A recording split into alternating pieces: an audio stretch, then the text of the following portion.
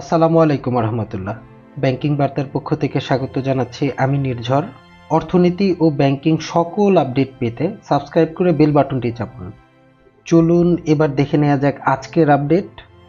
পদ্মা ব্যাংকের ব্যক্তির ক্ষেত্রে গড়িমসি, সরকারি পর্যায়ে ফেরত দিতে নানা তৎপরতা। পদ্মা ব্যাংকের সরকারি বেসরকারি মিলিয়ে মোট আমানত আছে প্রায় ২,৮০০ কোটি টাকা, ব্যক্তি আমানত আছে প্রায় ১,৫০০ কোটি টাকা। এর মাঝে ক্ষুদ্র আমানত আছে ৫০০ কোটি টাকা। বর্তমান সময়ে অল্প টাকার যেসব ব্যক্তির আমানত আছে সে টাকাই ফেরত দিতে পারছে না পদ্মা ব্যাংক। অথচ সরকারি ও প্রাতিষ্ঠানিক আমানত ফেরত দেওয়া নিয়ে তোড়জোড় শুরু হয়েছে।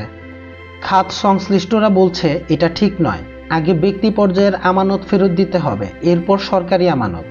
জানা গেছে, সাম্প্রতিক জলবায়ু পরিবর্তন ট্রাস্ট তহবিলের টাকা ফেরত দিতে বাংলাদেশ ব্যাংকের একটি সভা ডাকা হয়। যে সভায় সিদ্ধান্ত হয়, পদ্মা ব্যাংকের নতুন পর্ষদ গঠন হলে প্রথম পর্ষদ সভায় জলবায়ু তহবিলের টাকা ফেরতে অগ্রাধিকার দিয়ে আলোচনা করা হবে। জানতে চাইলে বাংলাদেশ ব্যাংকের নির্বাহী পরিচালক ও মুখপাত্র হুসনে আরা শিখা বলেন, সাম্প্রতিক জলবায়ু তহবিলের টাকা ফেরতে পদ্মা ব্যাংকের সঙ্গে একটি বৈঠক হয়েছে। যেহেতু ব্যাংকটির এখন কোনো বোর্ড নেই, তাই কোনো চূড়ান্ত সিদ্ধান্তে পৌঁছানো যায়নি।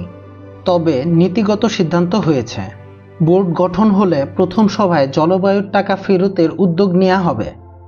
এদিকে একাধিক ক্ষুদ্র আমানতকারীরা ক্ষোভ প্রকাশ করে বলেন, সাধারণ মানুষ টাকা পাচ্ছে না, অথচ সরকারি ও প্রাতিষ্ঠানিক টাকা ফেরতে তোড়জোড় শুরু হয়েছে। এটা উচিত নয়। খেটে খাওয়া মানুষ যে টাকা জমিয়েছে সে টাকা আগে ফেরত দেওয়ার ব্যবস্থা করতে হবে, এরপর সরকারি টাকা। জানতে চাইলে পদ্মা ব্যাংকের প্রধান নির্বাহী কর্মকর্তা কাজী মোহাম্মদ তালহা বলেন, আগামী সপ্তাহের মধ্যে নতুন পরিচালনা পর্ষদ গঠন হতে পারে, তখন বিষয়টি নিয়ে আলোচনা করা হবে। তবে বাস্তবতা হলো আমরা তারল্য সংকটে আছি, এটা সবাই জানে এবং বোঝে, নতুনভাবে কিছু বলার নেই। সবাইকে অসংখ্য ধন্যবাদ ভিডিওটি দেখার জন্য। ব্যাংকিং সকল আপডেট পেতে লাইক, শেয়ার এবং সাবস্ক্রাইব করে পাশে থাকুন। দেখা হবে পরবর্তী কোনো ভিডিওতে।